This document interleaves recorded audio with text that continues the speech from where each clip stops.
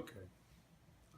A few thoughts on being a good dad. Um, First of all, resources. So, one of the books that first turned me on to being a good father was a book called Strong Father, Strong Daughter, I believe.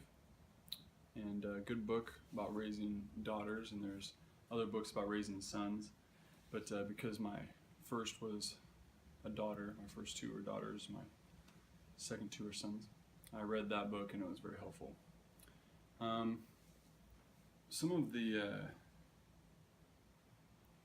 so kind of an underlying theme of how to parent is you have to teach your kids how to make good decisions, and unfortunately they're not going to learn that on their own. You have to teach them how to fight their nature, fight those bad inclinations that they have, uh, and learn how to use the good inclinations that they have.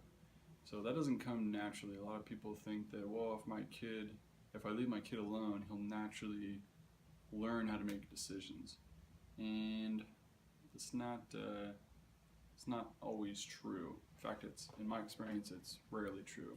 The kids are going to make good decisions all on their own, because kids tend to make poor decisions by nature. So our biggest job as parents is teaching our kids how to make good decisions. Does that mean forcing them? Yeah, it means forcing your kids to make good decisions, especially at a young age. And then as they start growing up, you allow them to make mistakes, make their own bad decisions so they can learn from those mistakes.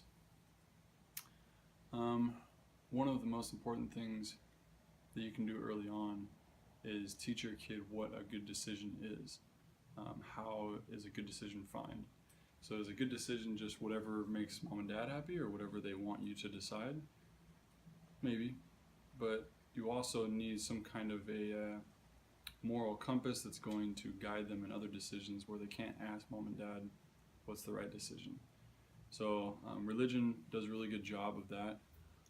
Generally speaking, religion gives kids an understanding of where good comes from. So if you can say, if a child says, is this a good decision? And you can say, well, is that something that God would want you to do? Then Heavenly Father or God can help a child make those kinds of decisions if they understand that God is loving and compassionate, and He's not mean-spirited or revengeful or fearful.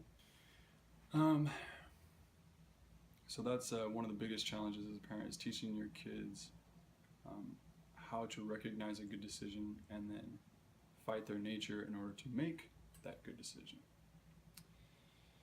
Some of the things that fathers also tend to do, successful fathers tend to fight their own nature as they teach their kids to fight their own nature. Fathers tend towards violence, so a good father is going to learn how to be strong but not violent. Also, a good father is going to learn how to be faithful but not gullible, and they'll learn how to be loving but also have expectations for their kids. So a lot of that balancing is very helpful for kids when they can see their father is strong but he restrains his violent nature. Then a kid will also learn to mirror that self-control. So that's a big one. Another one is time. And I know in other videos I've talked about, spend time with your wife. You also have to spend time with your kids, and your kids will understand that the marriage comes first and the kids come second, but you still need to spend time with them. And a lot of fathers think that if they work too much, that they're bad dads. And I don't really like that notion. I think that good fathers can work a lot. Obviously, there's a balance there. You don't want to be working 100 hours a week because there's only so many hours in a week. But some fathers think, well, I can't be a good father unless I'm working less than 40 hours a week or whatever it is. And that's not the point.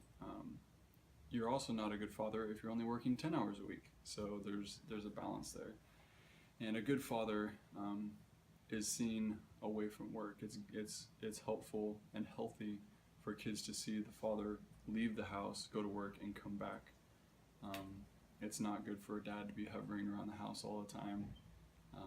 It's really difficult for dads that work at home kind of get that balance and help the kids understand that he's actually supporting the family and earning money to help the family thrive. So it's important to be gone at work. It's important when you're home to be at home, be with your kids, and spend time with them. And one of the things that is a story that comes to mind that really strikes me as something special was a man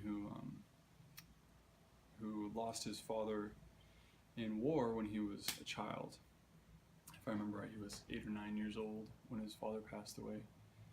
And someone, later in life, I think he was about 30 years old when I heard someone ask him, it's a shame that you grew up without a father. And he responded, I didn't grow up without a father. I grew up with an amazing father. And he had the memories and the stories of not only the good father at home, but he knew that his father died doing a good thing, and that was a comfort to him. He didn't have a dad who was, died in prison or was shot in a gang fight or anything like that. He had an honorable dad that was doing good for his country and for his family and died in action, and that served as a memorial to him throughout his life. So I thought that was